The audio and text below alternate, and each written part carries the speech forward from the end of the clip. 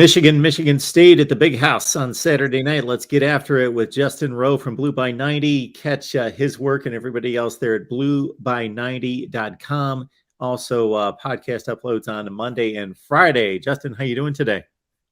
Doing well. This is a fun week. Every year we had Connor Muldowney, who's a Spartan beat writer, on our podcast last night, and we were both saying we love this week, but it's so exhausting. And we had a bye week before it, so it's been 2 straight weeks of Michigan State banter on social media, and I'm just ready for Saturday at this point. So, Justin, what's different about this week and this rivalry than that other rivalry at the end of the year?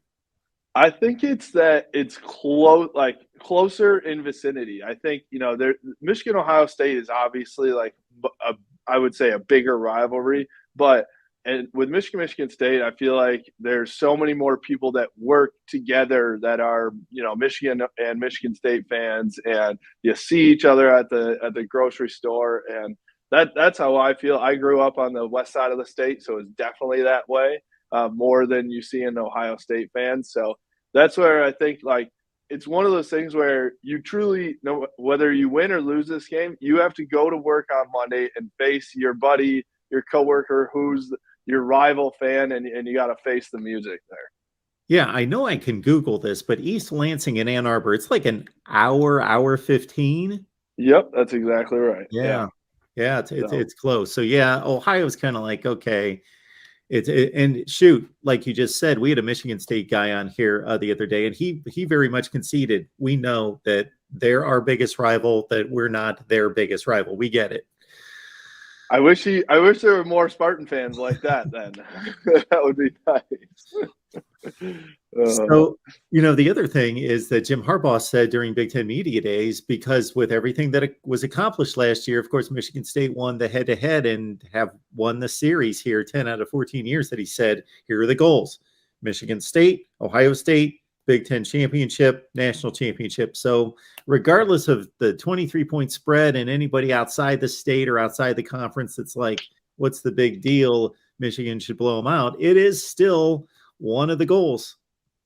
It's definitely one of the goals. And he added that, this year compared to last year, because I believe last year he went to the podium saying, it's all about Ohio State, right? It's all about, you got to beat Ohio State to win that Big Ten championship. And obviously they did that and it worked, but he added that Michigan State goal. And, I think it is an important one. I know that the team, they have this thing for beating state teams: Penn State, Michigan State, Ohio State.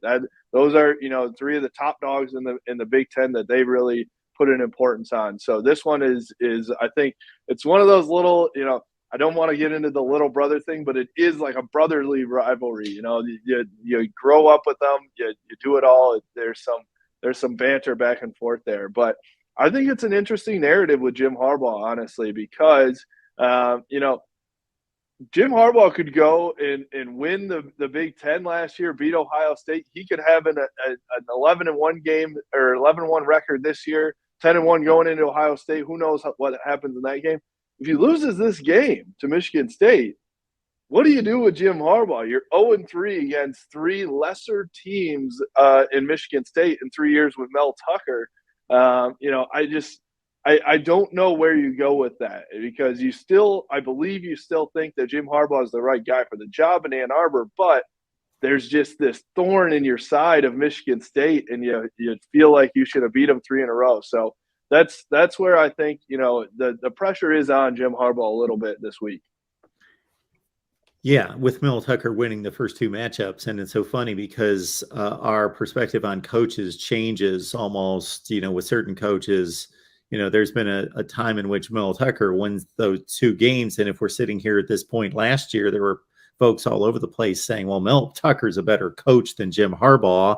But then it obviously hasn't worked out well for Michigan State, and Jim Harbaugh in Michigan continues to just get better and better. Let me throw this one at you. Is this team better than last year's team? That's a great question.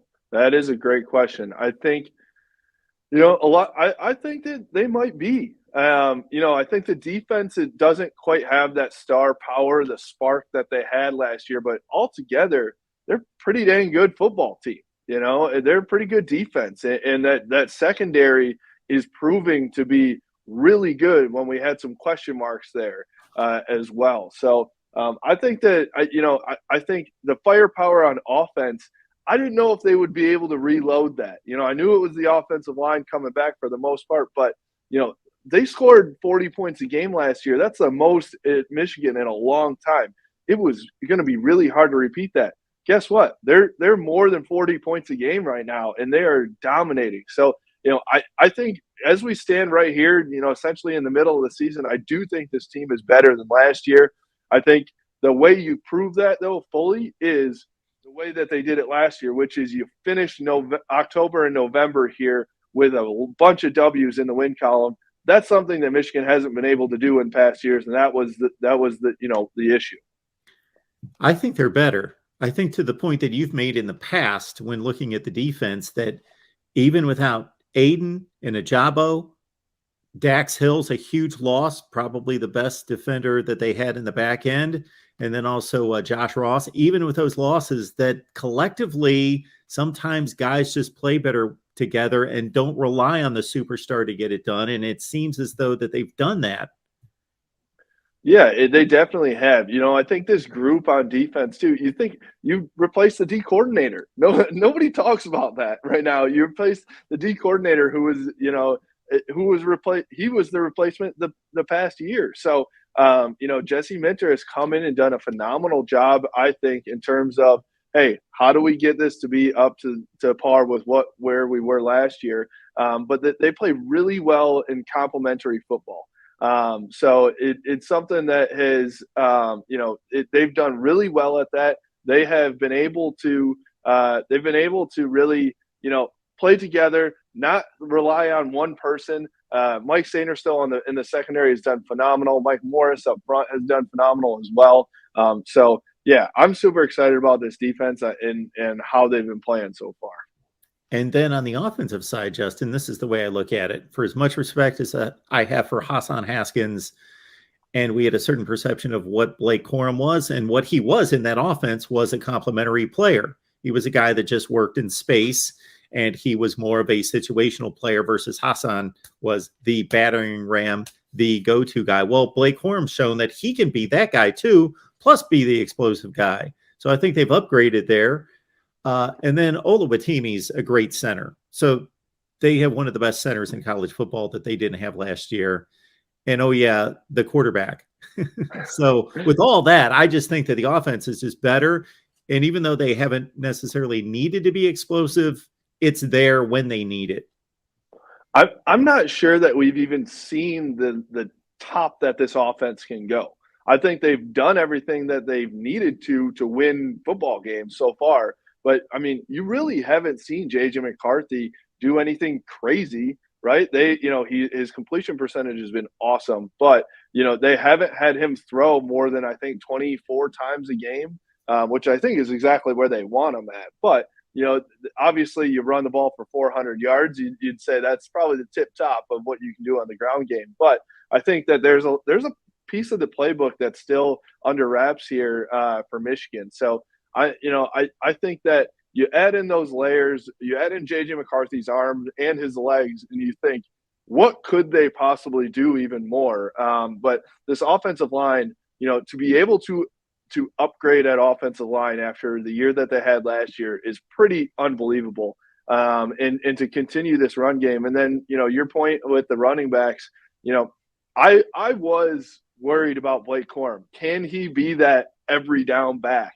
That does it and gets the 1 yard. He has been over the top unbelievable for Michigan and been able to do it all. I was talking to some of the linemen last night, Carson Barnhart, Trente Jones, and Ryan Hayes, and they said Blake Corum covers up our mistakes a lot. We look like, we think we're a pretty good line, but there are a lot of times where he makes a complete, cut that just like, we go back and watch the film and we say, oh, that wasn't actually a well-blocked scheme, but Blake just made something happen out of nowhere. So that's where I think that, Donovan and Blake and JJ, and these, we haven't even talked about these receivers and the depth there. It's just a firepower offense that still plays Jim Harbaugh's way. and not the Ryan Day type of offense, which we see a lot in college football now. Michigan State on Saturday night. Justin Rose with us, as he always is. BlueBy90.com. Get on over there and follow Justin on Twitter as well. Please like the video, share the videos out on social media, subscribe right here, the Voice of College Football. And lastly would simply be, is there anything about Michigan State that scares you? Just that it's Michigan State, I think, is the only thing that scares me and scares a lot of Michigan fans. Is there's, Michigan State finds a way a lot of different times. They did it under Mark D'Antonio a million times, even when they were, out talented in most games, in most big games that they played. And Mel Tucker took that as well. And they've just, they've got that chip on their shoulder, Mark, and they will not put that chip away. So that's the thing is I know that they've been prepping for this game for the past month and thinking about it for the past 365. And there's nothing that they would love more to do than to spoil Michigan's season here once again. So, I think there's that. I think Mel Tucker also realizes too that he realizes he keeps his job and he's in good shape if he wins this game, even if they go 500 this year. Justin Rowe, BlueBy90.com, breaking down Michigan State for us. Appreciate it, Justin. Enjoy the game. Thanks, Mark. Talk to you later.